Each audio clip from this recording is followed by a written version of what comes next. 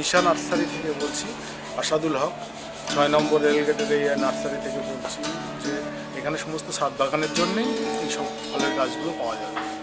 সমস্ত বিদেশি ফলের গাছ সব ছাদ বাগানের জন্য, টব ভ্যারাইটি, মাটি, গোবর সার সমস্ত কিছুই পাওয়া যাবে।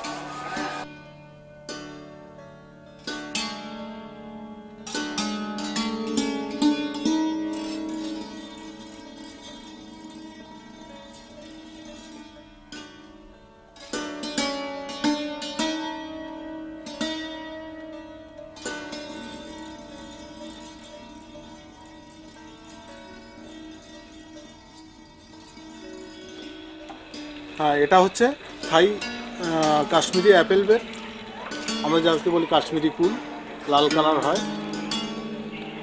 এটা খুব সুস্বাদু খেতে। হ্যাঁ, এটা মিষ্টি। এই গাছের থেকেই আমার এখানে সমস্ত রকমের চারা পাওয়া যাবে একেবারে রিজনেবল প্রাইসে, কম দামে। আমি এই কলকাতার বুকে 6 নম্বর রেলগেটে এখানে এনেছি আপনাদের জন্য, ছাদ বাগানের জন্য এখানে এই গাছগুলো এনেছি খুব রিজনেবল প্রাইসে। 1 বছরের এই গাছটার বয়স হচ্ছে, যে গাছটার ফল দেখতে পাচ্ছেন এটার বয়স হচ্ছে 8 মাস। 8 মাসে এই রকম ফল হয়েছে।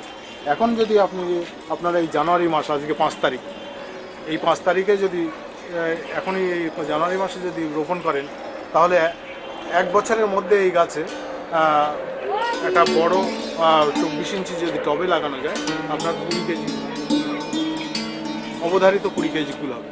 একদম যেটা ছবিতে দেখতে পাচ্ছেন, আপনার চোখকে তার অবিশ্বাস করতে পারবেন না, সেম এই রকম। এটা হচ্ছে সিডলেস কুল, এর মধ্যে কোনো বীজ থাকবে না, বীজহীন যারে বলা হয়। এটা একটু টক মিষ্টি হয়, খেতে খুব সুস্বাদু।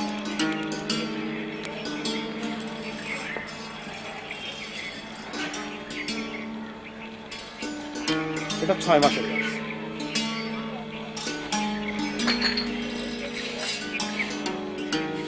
এটা হচ্ছে থাই হোয়াইট জাম, এটা টপ ভ্যারাইটি। এটা দেখতে পাচ্ছেন এতে এখন মুকুল এসে গেছে।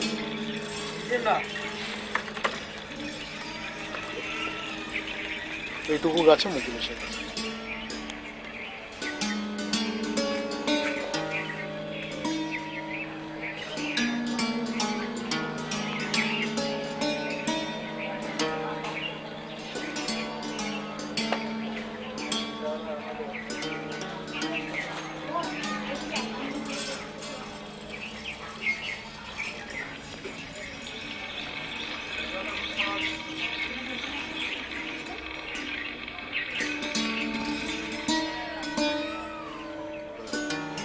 এটা হচ্ছে HRM-এর 99 অ্যাপেল।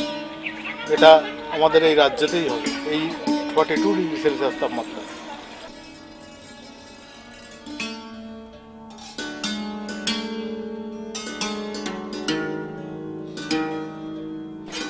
এটা হচ্ছে ব্রাজিলিয়ান স্ট্রবেরি পেয়ারা। এর গুণাগুণ সাধারণ পেয়ারার থেকে অনেক ভালো।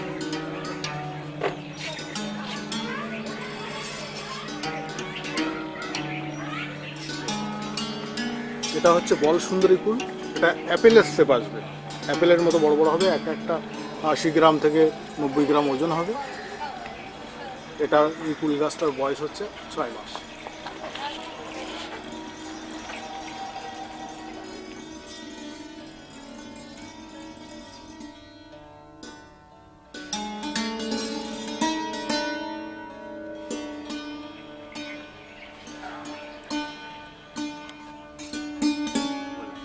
এটা হচ্ছে কাশ্মীরি অ্যাপেল বের। অনেকেই ভাববেন হয়তো টবে হয় না এই গাছ। এই গাছ অ্যাকচুয়ালি এই গাছটা জলের জারে বসানো, এই গাছটা টবেই হয়।